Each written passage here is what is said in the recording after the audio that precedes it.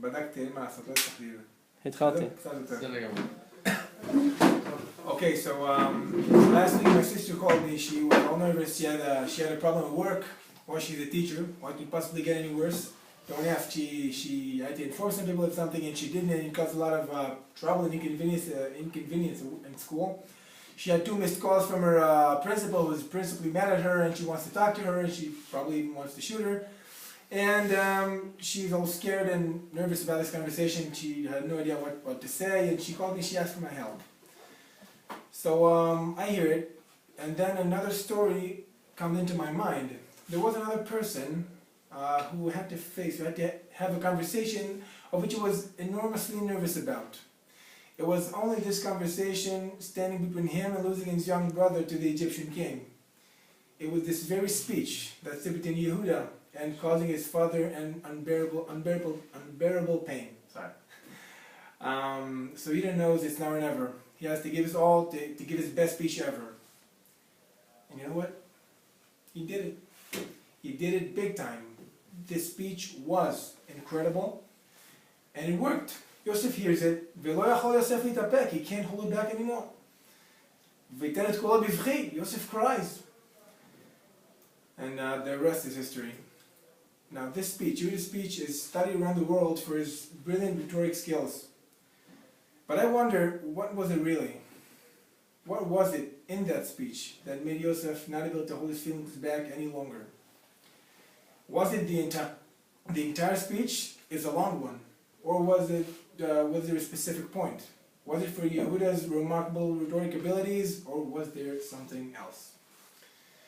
So I'd like to suggest an idea which I think might be helpful for each and every one of us confronting similar situations in our lives. So what happened back there? First, Yehudah's respectfully asking for permission to speak. He's being polite. Okay. Then he's telling Yosef a story, which Yosef knows most of it, so it's not a big surprise to him. But then Yehudah's shifting gear, bringing his old father into the picture, and he tells Yosef that he made a promise to his father to bring his brother back. He's hoping that, knowing who Binyamin is to his father, the Egyptian king might show some mercy, if not on Yehudah, at least on his poor father. But that doesn't work either. Because Joseph's listening, and he's thinking, wow, I'm impressed with your rhetoric abilities, but you're wasting your breath. These are just words. All words. You're full of them. You're full of talking. Your words to me are as empty as your promise to your father. You know why? Because I don't care how much would you say to sacrifice, how much would you say to save your brother. And don't talk to me about how much you care about your father. I know exactly how much you care about your father. You can't say this much, but would you do anything? Would you stand behind your words? How much would you sacrifice to save your brother? How far would you go to save this pain from your father? Now, you have shown me nothing yet. Nothing but words. But when Yehudah says, "V'ata yeshev na avdecha tachat hanar eved ladoni," I'm willing to stay your slave forever, instead of my brother, he changes everything. Yehudah's words are not empty anymore. They're full of truthful meaning. They're strengthened by Yehudah's will to sacrifice his very chance to unite with his family ever again. I'm not just saying words. I'm willing to face your consequences. I'm willing to pay the price. I didn't just give you a check, you see. I'm willing to cash it for you right here, right now. And Yosef hears it, and he changed his attitude completely towards his brothers. And now he sees a truthful person in front of him, who's willing to take responsibility over his mistakes, over his deeds, over his words. Now we can talk to them. Now we can trust them.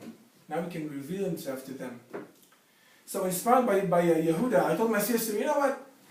I am not so nervous about your conversation with your principal. Because first of all, nobody wants to shoot me. And second, you know, you may have made a mistake, but it's normal, it's legitimate, you're human. Just, I think the best thing you can do about it is just take responsibility and, you know, and be willing to pay the price if necessary. And, you know, you can say to the principal, I'm here, and I'm sorry, I apologize, and I'm here to help. If there's anything I can do to make things better, I will. And she took my advice, and she told me afterwards that it was incredible, that it didn't actually solve the problem, it just made solving the problem a lot nicer and easier. She didn't fight with her principal, she worked with her, okay?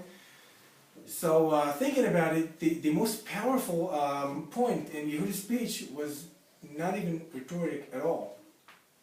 I'm willing to be your slave forever is not a rhetoric stunt, it's just simple, truthful, meaningful words. That's all. So, gentlemen, it's okay to make mistakes. We're human. I mean, this is what we do for a living. It's not okay to run away from them, though. And it's okay to make mistakes. The best thing we can do about it is face it, take responsibility, bravely, truthfully, just like Yehuda did. So Shabbat Shalom and good luck.